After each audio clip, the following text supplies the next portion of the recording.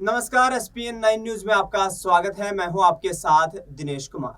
2024 के लोकसभा चुनाव के महासंग्राम में उत्तर प्रदेश की राजनीति काफी दिलचस्प हो चुकी है। एक तरफ देखा जाए तो उत्तर प्रदेश में समाजवादी पार्टी 63 लोकसभा सीटों पर चुनाव लड़ते हुए दूसरे सबसे बड़े राजनीतिक दल के रूप में वहां देखी जा रही है, तो दूसरी तरफ भारतीय जनता पार्टी इस बार फिर से 2019 के आंकड़ों को दोहराने का प्रयास कर रही है। लेकिन इस बार अखिलेश यादव ने परिवार के 4 सदस्यों को चुनावी मैदान में उतार दिया है। खुद अखिलेश यादव कन्नौज लोकसभा सीट से चुनाव लड़ रहे हैं, मतदान संपन्न हो चुका है।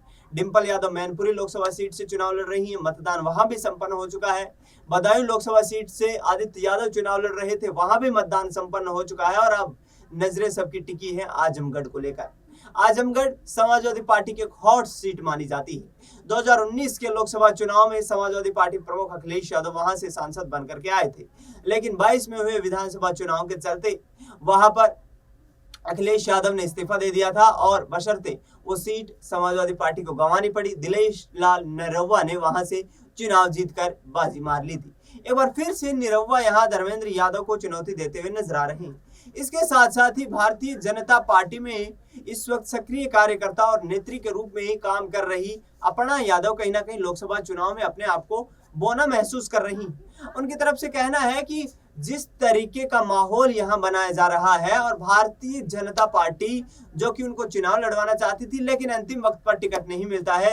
मैनपुरी से वह लोकसभा चुनाव लड़ना नहीं चाहती थी और यहां पर अन्य लोकसभा सीटों से उनको टिकट दिया नहीं गया है। ऐसे में कहीं ना कहीं अपर्णा यादव अब आने वाले वक्त में समाजवादी पार्टी के खेमे में शामिल होकर के यहाँ बीजेपी के लिए गले की फांस बन सकती। अपर्णा यादव की तरफ से यहाँ सियासी सफर का इंतजार अभी और ज्यादा बढ़ गया है, क्योंकि जिस तरीके से भारतीय जनता पार्टी से वह कैसरगंज या फिर रायबरेली लोकसभा सीट से टिकट की मांग कर रही थी, वहां पर भाजपा ने उनको टिकट न देकर कहीं ना कहीं निराश कर दिया है। शिवपाल यादव का कहना है कि पूरा राजनीतिक परिवार कहीं ना कहीं समृद्ध है, लेकिन अपर्णा यादव को अलग देखकर उन्हें काफी बेचैनी होती है। उनकी तरफ से ये कहना है कि उत्तर प्रदेश की राजनीति में हमारा परिवार एकजुटता का एक अच्छा प्रतीक माना जाता है और इस पूरे मामले को देखते हुए अपर्णा यादव को अब कहीं ना कहीं समाजवादी पार्टी में शामिल करवाने की कोशिशें जारी है। आपको बता दें कि अपर्णा यादव की खबरें ये भी सामने आ रही हैं कि आजमगढ़ लोकसभा सीट से चुनाव लड़ रहे धर्मेंद्र यादव के लिए चुनाव प्रचार भी कर सकती है और वोट की अपील भी कर सकती है। यानी कि कहीं ना कहीं अपर्णा यादव अपने आप को 2024 की राजनीति में यहाँ भारतीय जनता पार्टी में शामिल होते ही बोना देखने लगी हैं और आगे आने वाले वक्त में यहाँ अखिलेश यादव के साथ मिलकर के रणनीतियों को तैयार कर सकती है। कई सार्वजनिक मंचों से अपर्णा यादव ये कह चुकी हैं कि हमारे पारिवारिक रिश्ते बहुत मधुर हैं और राजनीति के आधार के ऊपर हम किसी भी पारिवारिक रिश्ते को खराब नहीं करना चाहते।